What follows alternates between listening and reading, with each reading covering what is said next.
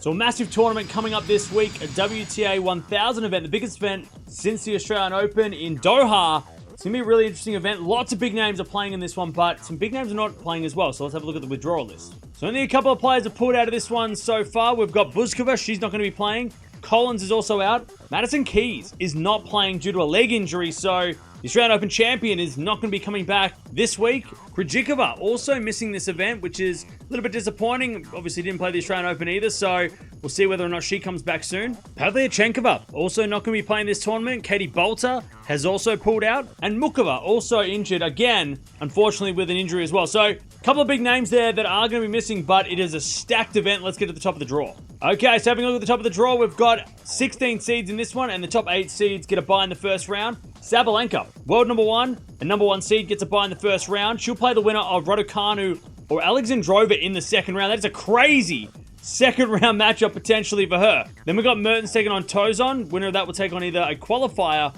or Kalinskaya in the second round. Then we've got Kasatkina taking on Potapova, the number 10 seed Kasatkina. Winner of that will take on either Avanesian or Wong in the second round. Then you got Vondrousova taking on Svitolina. Winner of that match will take on the number 6 seed Pegula in the second round. So very interesting little quarter here with some massive names. I mean, Sabalenka's draw is crazy. Of course, you got to watch out for Sabalenka. You got to watch out for Pegula as well. But also be watching out for Alexandrova. She's been in really good form lately. Won a title a few weeks ago.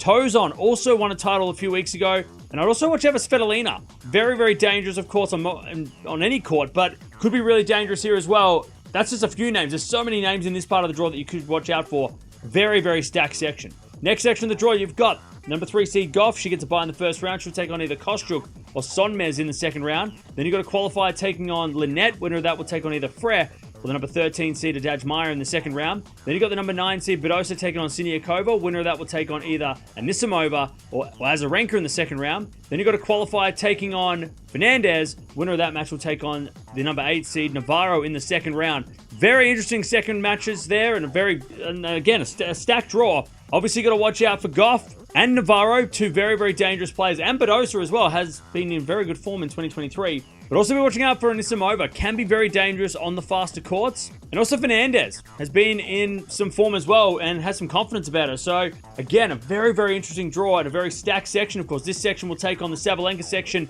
in the semifinals. So we could be getting Sabalenka versus Gauff in the semifinals. We could be getting Sabalenka versus Badosa.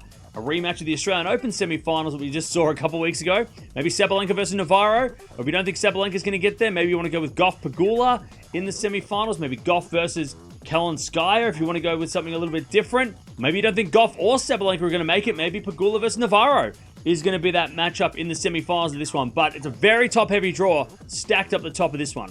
Bottom half of the draw now, we've got the number 7 seed Zheng. She gets a bye in the first round. She'll take on either Kessler or Jabeur in the second round. Then you've got Kruger taking on Kenin. Winner of that will take on either a qualifier or the number 11 seed Schneider in the second round. Then you've got the number 16 seed Samsonova taking on Sun. Winner of that match will take on either a qualifier or Ostapenko in the second round. Then you've got Yuan taking on Garcia. Winner of that match will take on the number 4 seed Paolini in the second round.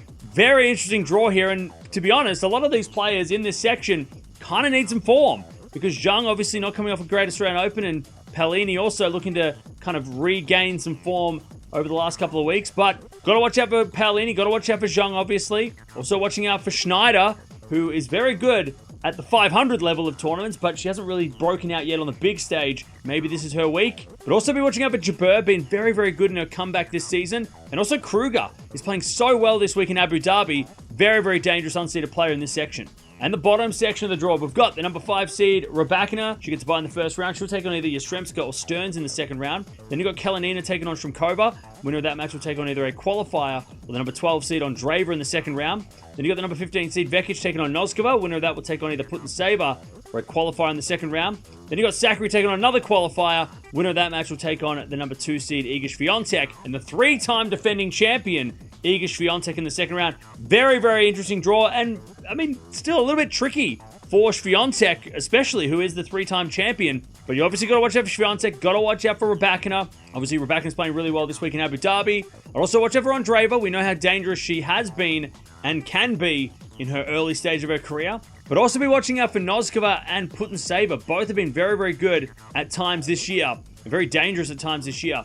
And And of course, this section of the draw will take on the Paolini section in the semifinals. So we could be getting Swiatek versus Paolini in the semifinals. We could be getting Swiatek versus Zheng in the semifinals. Maybe you don't think it's going to be Swiatek. Maybe you're going to back Rybakina, and it might be Rybakina versus Paolini or Rybakina versus Zheng in the semifinals of this one. But man, what a draw. It's very, very top heavy, but it's very awkward for the players down the bottom as well. It's not going to be easy. So there it is. First time we got a 1,000 this year, and it's in Doha. It's going to be a crazy event. All the big names are playing except for Keys and Mukova. Obviously, we talked about them earlier, but let me know in the comments below. Who's going to win this tournament? I feel like it's very difficult to predict because there are so many maybe hurdles for those top players. No one's really got an easy draw. There's obviously a harder draw than some, but I don't think anyone has an easy draw, especially Swiatek. She's got to play some really tough players early. Sabalenka's got a pretty tricky draw as well, so the big two don't really have an easy path, but that's to start the tournament. Maybe some players lose, as we saw at the Australian Open, and then the draw opens up. But